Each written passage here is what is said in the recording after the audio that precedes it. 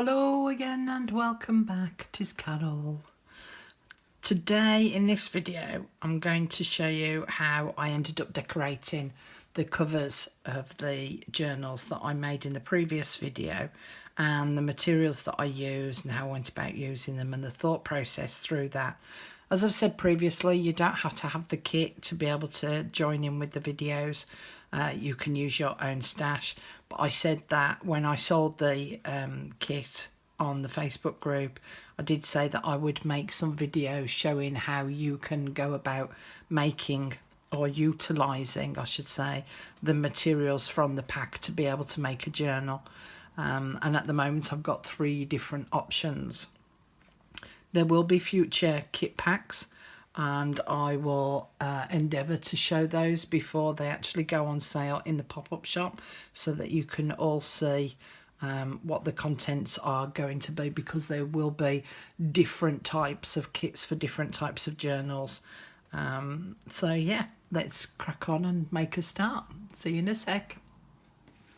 On the front of this little paper bag journal, I'm going to use this postcard here, but I'm going to trim it down because I want just the cactus on there. Now I could fussy cut it, or I can just trim it down to size. So I'm just going to take a bit off the top and a bit off the bottom.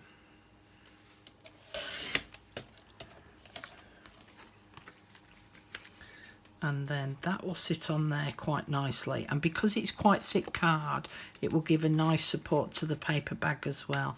Might round the corners off and then I'll ink up the edge of that, but before I glue that in place, I'm going to use some seam binding to be able to make the closure. So I just want to check how much I need. Now within the kit there is some seam binding. Again, as I say, you can use any of your own materials that you so wish, and I'm going to use a double length of this. Ooh. Whoops. And I'm just going to glue that in place because I know that picture's going in the middle. Then I can put a line of glue across the middle here where I can attach these pieces of seam binding.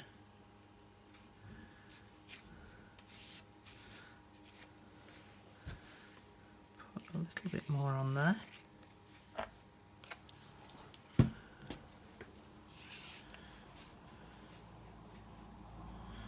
Find the centre, line that up with the spine area, and just lay that on top.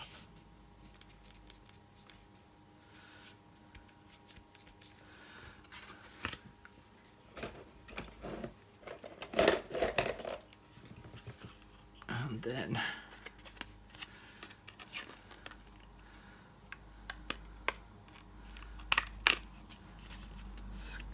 corner chomp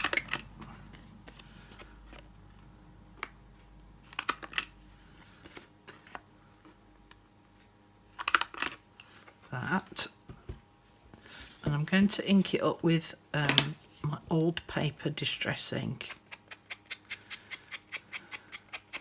just to give it a real subtle edge to it, because if I use vintage photo it'll be too strong a colour with this being so white.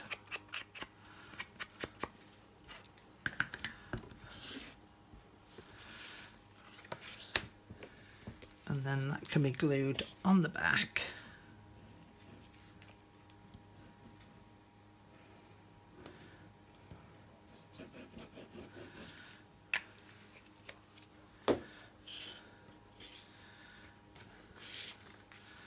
And added over the top.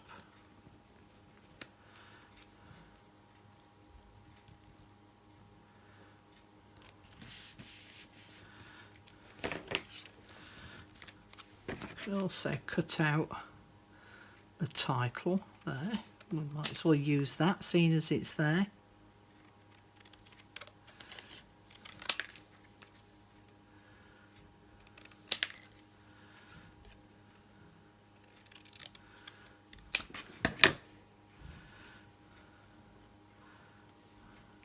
I can add that on the top there. Ink it up first.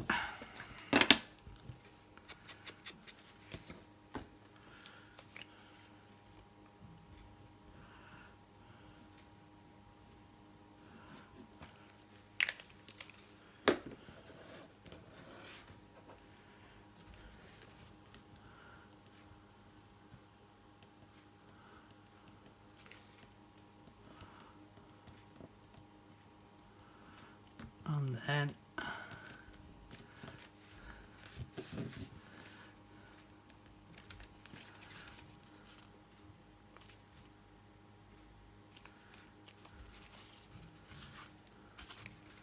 that's that little booklet kind of ready to do the inside. I might do a little bit more decoration on the front of this, but I'm going to leave it at that for now and move on to the next one.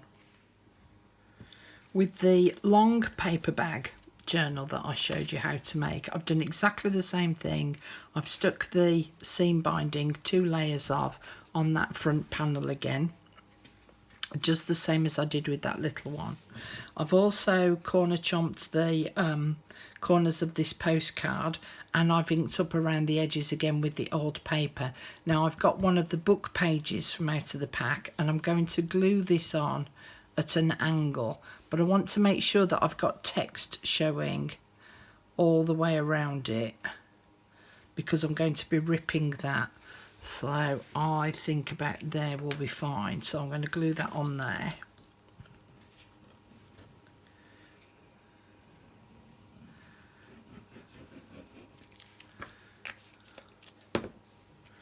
Now there's not going to be too much of this book page showing, but there will be enough of it showing.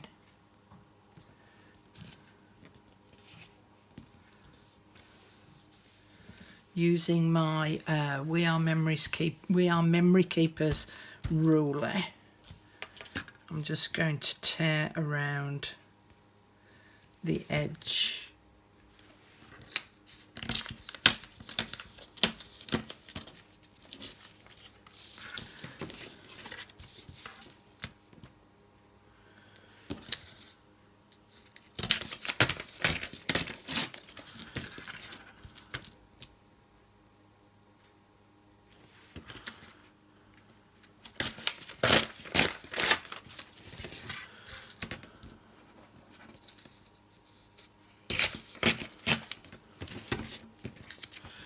And then I'm just going to rip the corners a bit, so I don't want it that even, and want it to look a little bit old.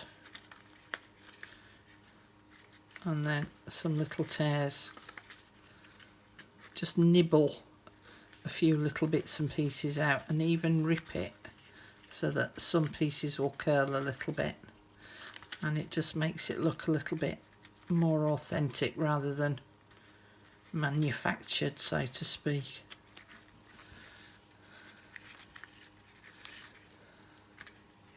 Sticking to my fingers now, look. Get off. Oh, look. Go. Oh, by the way, as well, I keep forgetting to mention, that was my burn. And thank you for those that have asked me if I'm alright. Yes, I'm absolutely fine with it, thanks. It's not sore anymore. Kept putting plenty of cream on, you know. So, we'll ink that up. And this time I'm going to ink it up with a bit of vintage photo.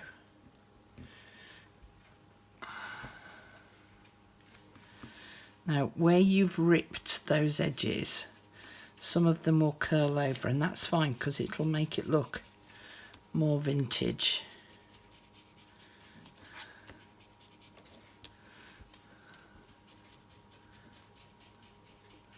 Because it will just naturally curl when you're inking over the top, and it'll scrunch and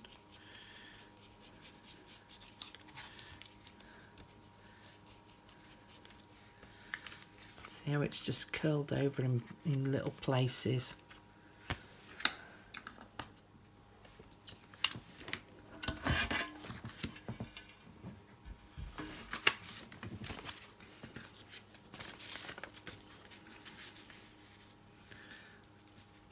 then we can stick that on the front.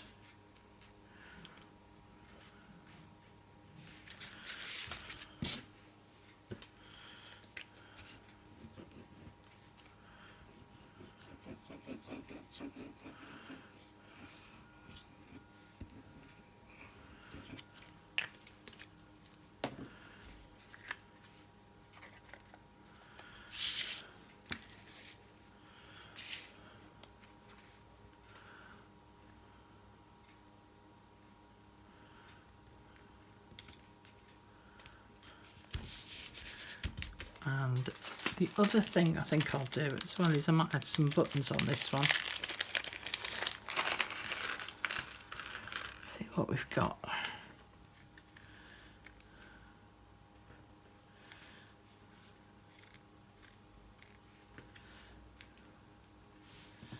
Yeah, I add those 3 buttons on. Okay, where's my glossy accents there?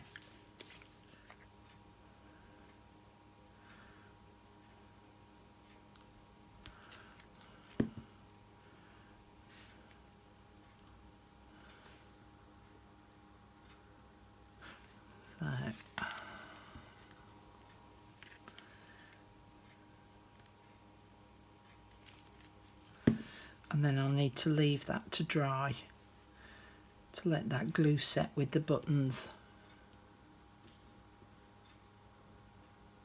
So I'll probably add some more glue underneath this paper to just hold it down a little bit more, but that'll be the front cover of that particular journal then made, and then I can work on the inside afterwards. I've decided to just do a little bit more on the cover of this one, so I'm just going to use my uni pen fine line, and it's a 0.3 nib on it, and I'm just going to do some faux stitching around it. So I'm just going to do some dashes. Now they don't have to be even, but it is nice to get a flow going, and it's better to pull the pen towards you in this instance. So I'm just going to work my way around, and as you can see it's harder to do this way, so if I turn it and then pull that pen towards me and sort of do 3 or 4 straight lines and then move my hand and then work my way around that corner and turn it,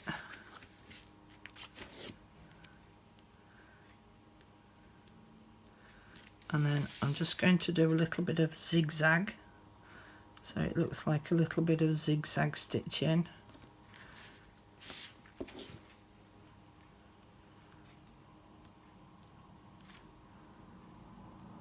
Now I could have run this through the sewing machine before I attached it to the front of the bag, so I could have done some proper sewing on it. But there is something that I find quite therapeutic about drawing these straight lines, and they don't have to be perfect. It's just to give an artistic effect.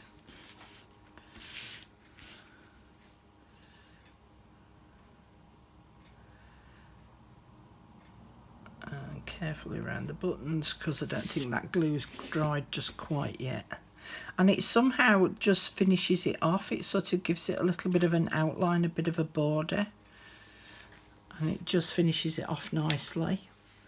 And then also the lace, because I've got a little bit of that crease that I said we could see about covering up. I'm just going to use the lace, and I'm going to put a layer of the lace at the top and at the bottom to just try and cover over that crease line a little bit, and do the same at the bottom.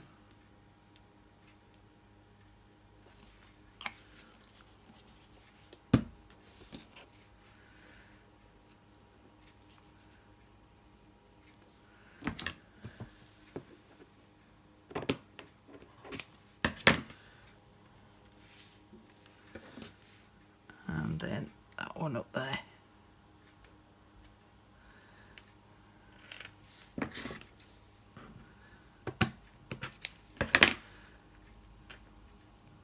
There we go, that's a bit better.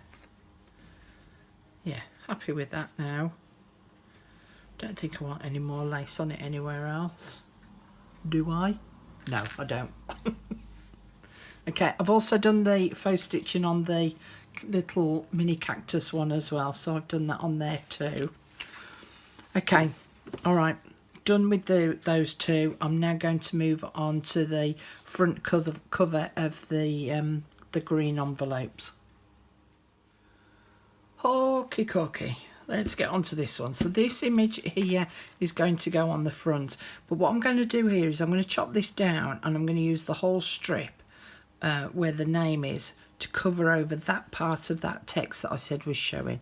So I'm going to trim that off first, and then we can move on to the next bit. So there's a lot more white at the bottom here, so I want to trim a little bit of that excess off. I'm getting ready for another cup of tea. Can you hear my voice is going a bit croaky? I'll trim that bit off.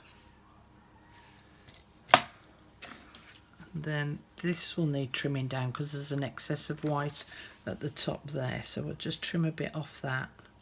Balance it out a little bit more.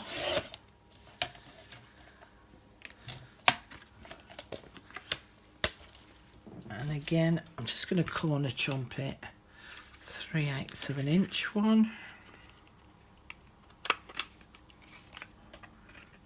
Okay, so let's lay it out and see what it looks like. So that could go there, that could go down there.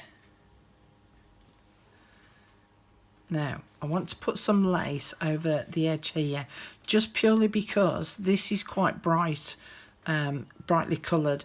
So is the paper, and it's heavily patterned, and it just needs breaking up a little bit. And because this is so white, that needs to sort of become more coherent with the whole thing.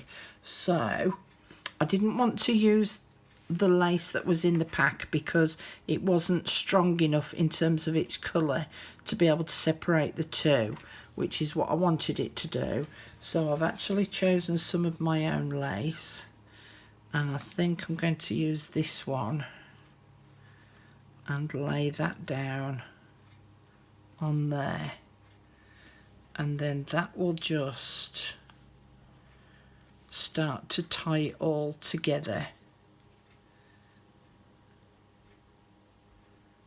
Yeah, I think that works better. And I've also cut some seam binding as well, which I'll put underneath the card here in the same way as I did with the others. So I'm going to go off and go and do that rather than boring you. And I'm going to ink up all my edges and stuff, and then I'll come back and show you what it looks like. So here are the 3 journal covers now decorated.